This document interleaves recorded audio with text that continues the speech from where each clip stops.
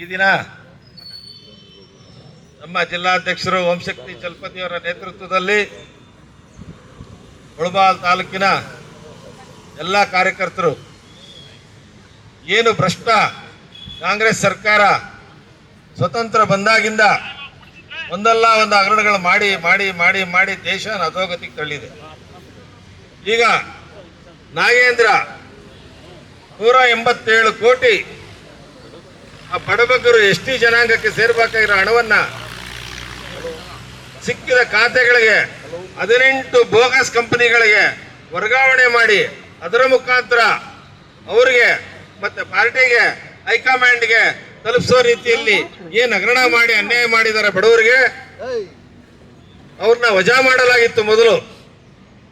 ಮತ್ತೆ ಈಗ ಯಾಕಂದ್ರೆ ಒಳ್ಳೆಯವರಿಗೆ ಕಾಲ ಇಲ್ಲ, ಈ ತರ ಭ್ರಷ್ಟಾಚಾರ ಯಾರು ಚೆನ್ನಾಗಿ ಮಾಡಿದ್ರೆ ಅವ್ರಿಗೆ ಗ್ರೇಡ್ 1 ಕೊಡ್ತಾರೆ ಕಾಂಗ್ರೆಸ್ ಅಲ್ಲಿ. ಆ ರೀತಿ ಇವತ್ತು ಮತ್ತೆ ನಾಗೇಂದ್ರನ ಅಧಿಕಾರಕ್ಕೆ ತಂದು ಮತ್ತೆ ಭ್ರಷ್ಟಾಚಾರ ಮಾಡಿ ಈ ಹಣವನ್ನ ಮತ್ತೆ ಹೈಕಮಾಂಡ್ಗೆ ತಲುಪಿಸೋದೇ ಅವರ ಪ್ಲಾನು. ಬಂಧುಗಳೇ, ನಾವು ಈ ತರ ದೇಶವನ್ನ ಯಾವ ರೀತಿಯಲ್ಲಿ ಕೊಳ್ಳೆ ಹೊಡಿತಾ ಇದ್ದಾರೆ ಇದನ್ನ ನಾವು ತಡೆದಾಗಿದೆ. ದೇಶದ ಉದ್ದಕ್ಕೂ ಏನೇನು ಹಗರಣಗಳು ಮಾಡಿ ಅವರು ಕಾಂಗ್ರೆಸ್ ಅವರು ಮನೆ ಸೇರಿ ಆಗಿದೆ. ಇನ್ನು ಕರ್ನಾಟಕದಲ್ಲೂ ಅದೇ ಗತಿ ಆಗತ್ತೆ. ಅದೇ ರೀತಿಯಲ್ಲಿ ನಾವು ಏನು ಇವತ್ತು ಧರಣಿ ಕೂತಿದೀವಿ, ಈ ನಾಗೇಂದ್ರನ ವಜಾ ಮಾಡದಿದ್ರೆ ನಾವು ನಿರಂತರವಾಗಿ ಇನ್ನೂ ಉಗ್ರ ಹೋರಾಟ ಮಾಡ್ತೀವಿ. ಯಾಕಂದ್ರೆ SC ST ಜನಾಂಗ ಅಂದ್ರೆ ಬಿಜೆಪಿಗೆ ಆಗಲ್ಲ ಅಂತ ಯಾರೋ ಒಂದು ಹೇಳಿಕೆ ಕೊಟ್ರು.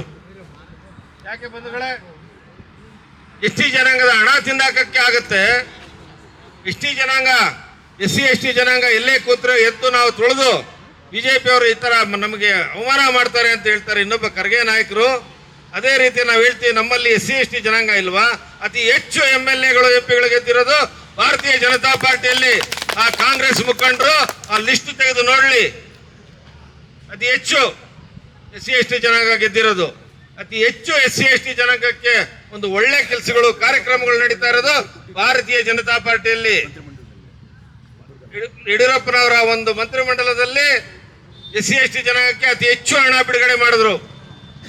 ಅದನ್ನ ಹೊರತು ಅವರ ಹಣನ ಅಷ್ಟೋ ಇಷ್ಟೋ ಕಮ್ಮಿ ಕೊಟ್ಟು ಅದನ್ನ ದೋಚಿದಾರಲ್ಲ ಬಂಧುಗಳೇ.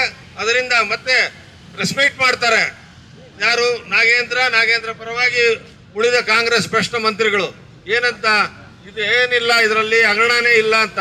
ಯಾಕಂದ್ರೆ 18 ಬೋಗಸ್ ಕಂಪನಿಗಳಿಗೆ ಹಣ ಹೋಗಿರತ್ತಪ್ಪ, ಬೇರೆ ಬೇರೆ ಬಂಗಾರದ ಅಂಗಡಿಗಳಿಗೆ ಹೋಗಿರತ್ತಪ್ಪ.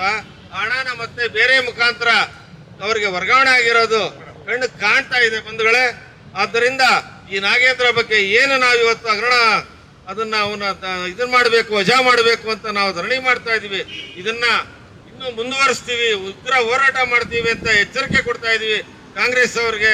ಇನ್ನಾದ್ರೂ ಬುದ್ಧಿ ಬಂದಿಲ್ಲ, ಯಾಕಂದ್ರೆ ದೇಶನ ಕೊಳ್ಳೆ ಹೊಡೆದಿದ್ದಾಯ್ತು. ಬಡಬಗ್ಗರದ ಹಣನು ಇವಾಗ ಕೊಳ್ಳೆ ಹೊಡೆಯಕ್ಕೆ ಕೊಟ್ಟಿದ್ದೀರಾ. ಈಗ ನೋಡಿ, ಏನು ಕರೆಂಟ್ ಫ್ರೀ ಅಂದ್ರು, ನಿನಗೂ ಉಚಿತ ನನಗೂ ಉಚಿತ ಅಂತ ಹೇಳಿದ್ರು. ಆದ್ರೆ ಇವಾಗ ಆ ಉಚಿತ ಜ್ಯೋತಿ ಆ ಬಡವರಿಗೆ ಯಾರ್ಯಾರಿಗೆ ಬಡವರಿಗೆ ಒಂದು ಇದಿಲ್ಲ, ಆಧಾರ್ ಕಾರ್ಡ್ ಸರಿ ಇಲ್ಲ, ಅದಿಲ್ಲ, ಅವ್ರನ್ನ ಕಟ್ ಮಾಡೋದೇ ಆ ಕೆಲಸ ನಡೀತಾ ಇದೆ. ರೇಷನ್ ಕಾರ್ಡ್ ಕೊಟ್ರೆ ಅದನ್ನ ಬಡಬಗ್ಗರಿಗೆ ತಲುಪಬೇಕಾಗಿರೋ ರೇಷನ್ ಕಾರ್ಡ್ಗಳನ್ನ ಕಟ್ ಮಾಡ್ತಾ ಇದ್ದಾರೆ. ಈ ರೀತಿ ಪ್ರತಿಯೊಂದು ಆ ಬಡವರಿಗೆ ಅನ್ಯಾಯ ಮಾಡ್ತಾ ಇದ್ದಾರೆ. ಆದ್ರಿಂದ ಇವತ್ತು ಆ ನಾಗೇಂದ್ರನ ಇನ್ನಾದ್ರೂ ಅವರು ವಜಾ ಮಾಡಲಿಲ್ಲ ಅಂದ್ರೆ ನಾವು ಉಗ್ರ ಹೋರಾಟ ಮಾಡಿ ಏನೇನು ಹಗರಣಗಳು ಮಾಡಿದ್ದಾರೆ ಕಾಂಗ್ರೆಸ್ ಅವರು ಅದನ್ನೆಲ್ಲ ಬಯಲಿಗೆಳೆದು ನಾವು ಈ ಕಾಂಗ್ರೆಸ್ನ ಮನೆಗಟ್ತೀವಿ ಅಂತ ಹೇಳ್ತಾ ಈ 4 ಮಾತು ಮಾತಾಡ್ತೇನೆ ಬಂಧುಗಳೇ.